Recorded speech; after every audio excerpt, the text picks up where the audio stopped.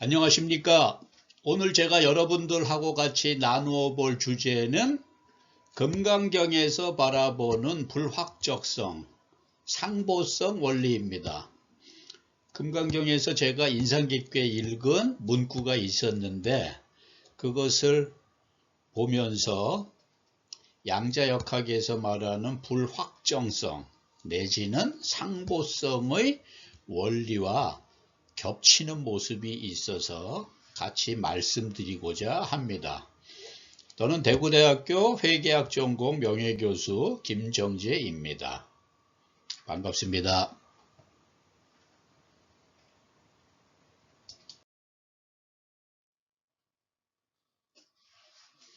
불확정성의 원리라고 하는 말은 독일의 물리학자 하이젠베르크가 양자역학에서 규명을 해낸, 어떻게 보면은 기본적인 양자역학의 가정이라기보다는 통계적 해석이 타당한 그런 말씀으로 들립니다.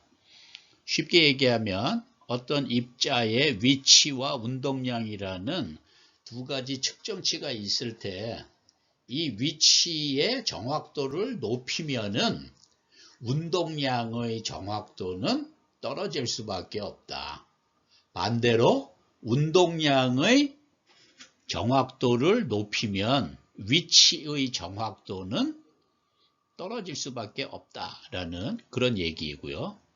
그러면서 이 하이젠베르크의 그 표준 편차, 위치와 운동량의 표준 편차 얘기가 나오는데요. 이 수학이나 통계학에서 표준 편차 내지는 분사는 어떤 그 측정치의 편차를 의미를 하는데 위치와 운동량의 표준 편차를 곱해주면 소위 디렉 상수라고 하는 것의 절반보다 크거나 같더라. 이 얘기는 곧 뭐겠습니까? 어떤 수를 써도 위치와 운동량의 표준 편차의 합을 곱하기의 값은 더 이상 내릴 수가 없다. 그러다 보니까 이 얘기는 다음에 말씀드리는 것처럼 제가 평생 회계에서 공부했었던 원가로 측정할 것이냐 시가로 측정할 것이냐 라는 그런 내용과 매우 맞물려 있는 내용인 것 같아서 제가 소개해 드리고자 합니다. 다음에 나오는 상보성의 원리라고 하는 거는 요거는 닐스 보어라고 하는 사람이 코펜하겐 해석의 가장 핵심적인 개념 중에 하나로 제시를 한 건데 예전에는 빛이 입자냐 파동이냐 격렬한 논쟁이 있었는데 지금은 어느 정도 평정이 된 거죠. 입자일 수도 있고 파동일 수도 있다. 즉 보는 관점에 따라서 실험 방법에 따라서 위치에 따라서 입자일 수도 있고 파동일 수도 있는데 제가 여기 X표 쳐놓은 것처럼 동시에 입자이면서 파동인 경우는 한 번도 없더라 라는 그런 얘기입니다. 요거는 어떻게 보면은 제가 오른쪽에 써놨는데 여러분들 동충하초라는 말 들어보셨죠? 겨울에는 벌레고 여름에는 식물이 되는 겁니다. 그러니까 이놈은 식물성도 있고 동물성도 있는데 동시에 나타나지는 않는다라는 거잖아요.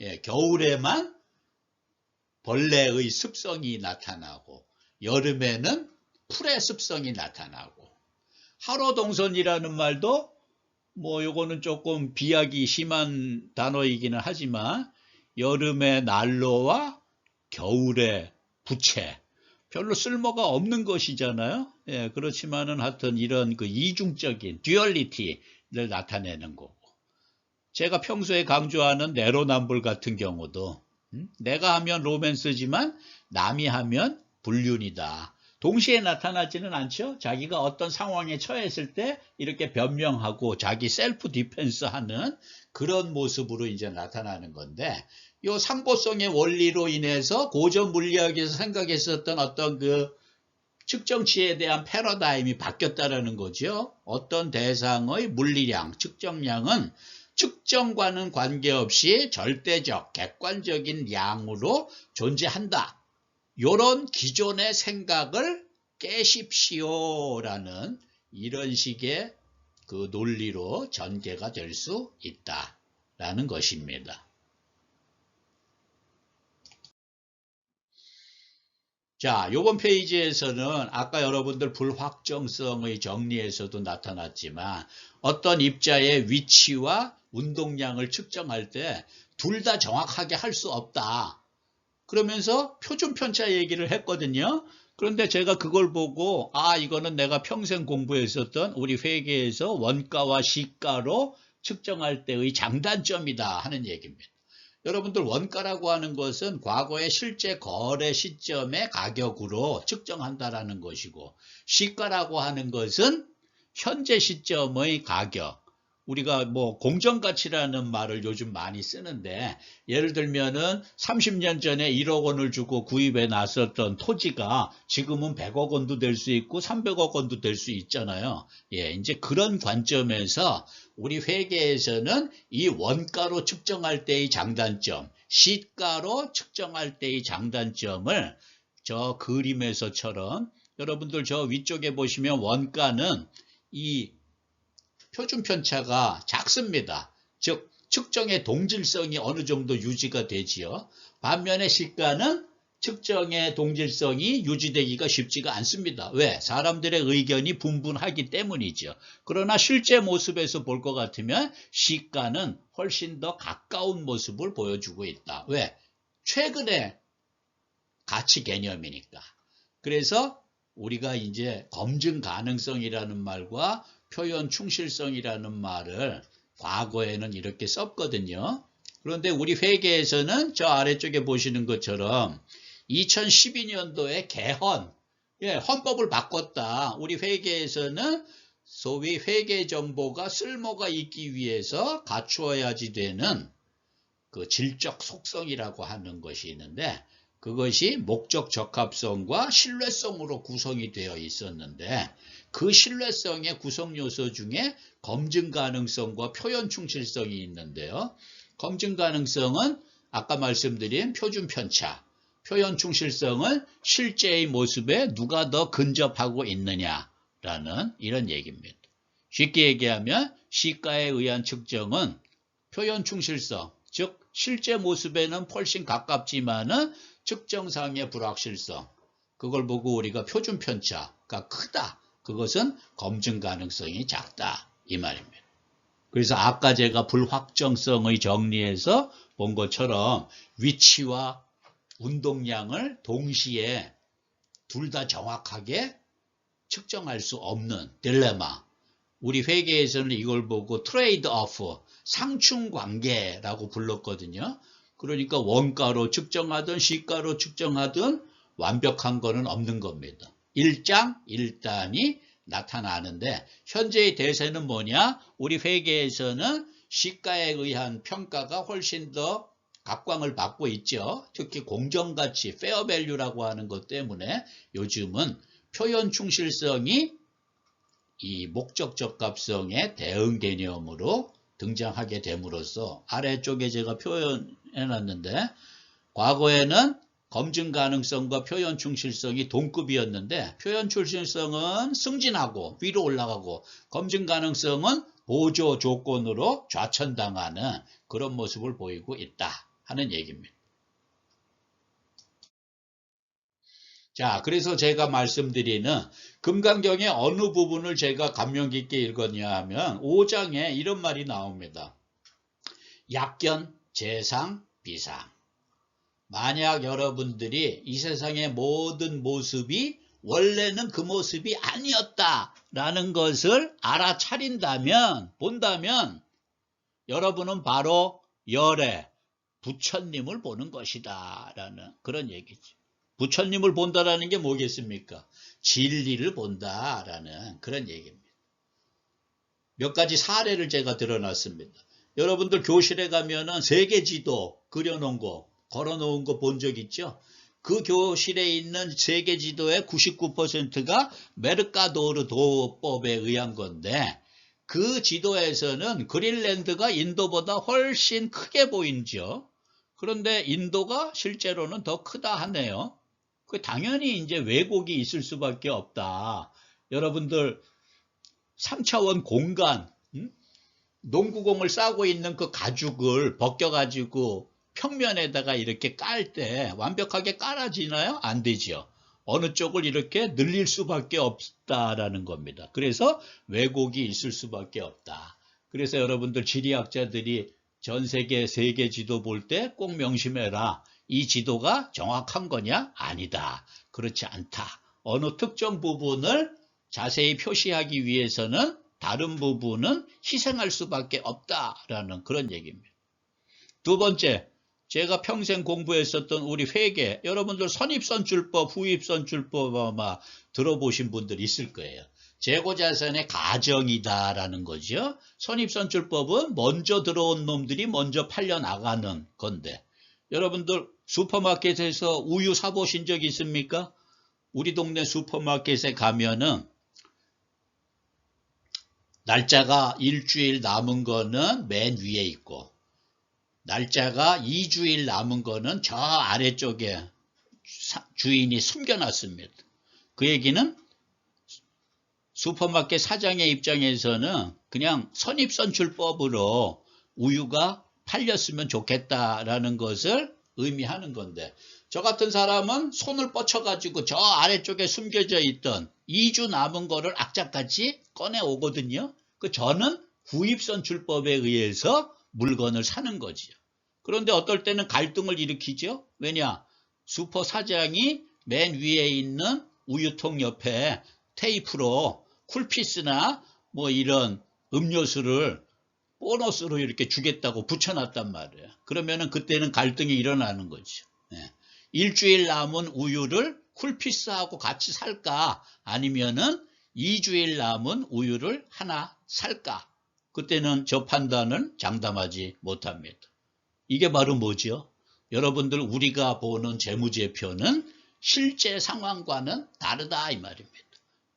원가 흐름의 가정이 선입선출법이라는 것이지, 지금 여러분들이 복격하고 있는 그 회사의 재고자산은 절대로 선입선출법의 결과에 의한 것이 아닐 수도 있다. 왜? 나 같은 고객은 악착같이 후입선출법에 의해서 우유를 사가기 때문입니다.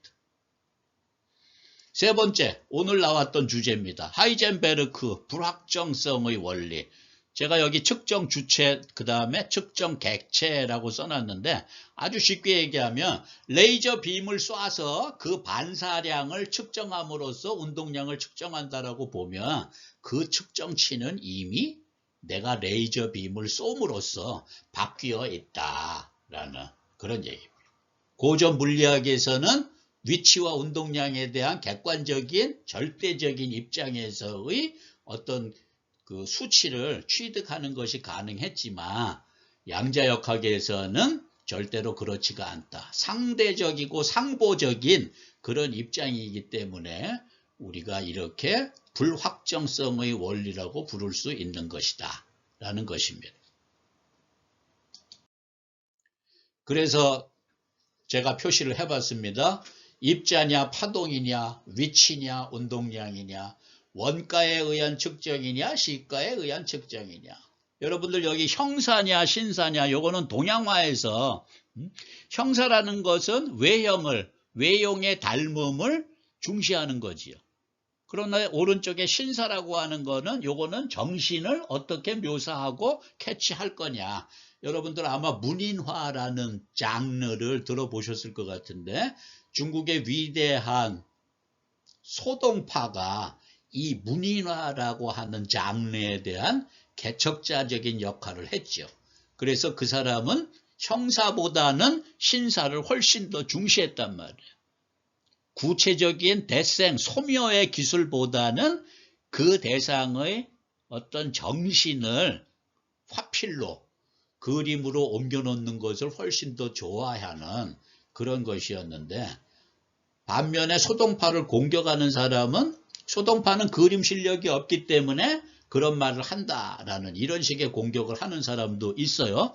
추일계라고 하는 청나라 때 그 화가는 아주 이 꽃이나 새 이런 것들을 잘 그렸거든요. 그 사람은 그런 식으로 소동파를 아주 공격을 했습니다. 자, 물 좋고 정자 좋으면 얼마나 좋겠습니까? 그런데 물이 좋으면 정자가 별로고 정자가 좋으면 물이 별로인 이런 상황이 많이 있죠. 우리 인생이 그렇습니다.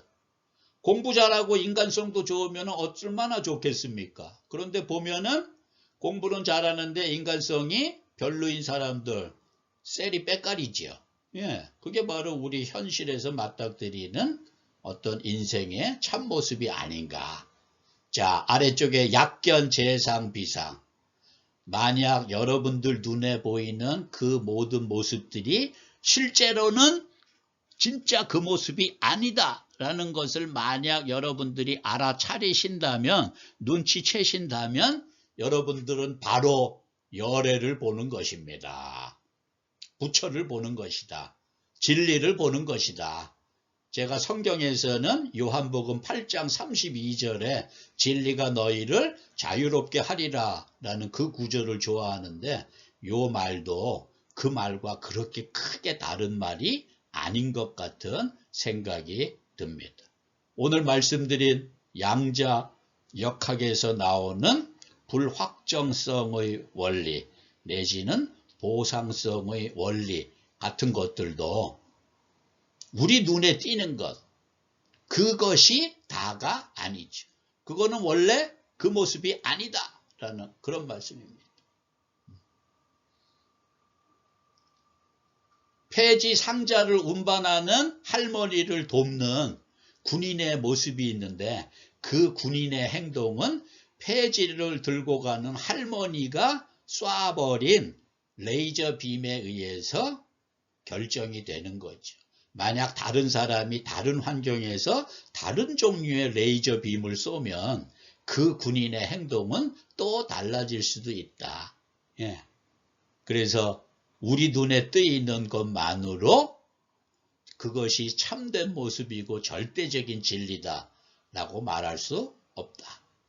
노자도덕경의 도가도 비상도 명가명 비상명, 그것도 어떤 의미에서는 이 금강경의 의미하고 비슷한 점도 있지 않나, 그런 생각을 하면서 제 말씀은 오늘 여기서 마치도록 하겠습니다. 감사합니다.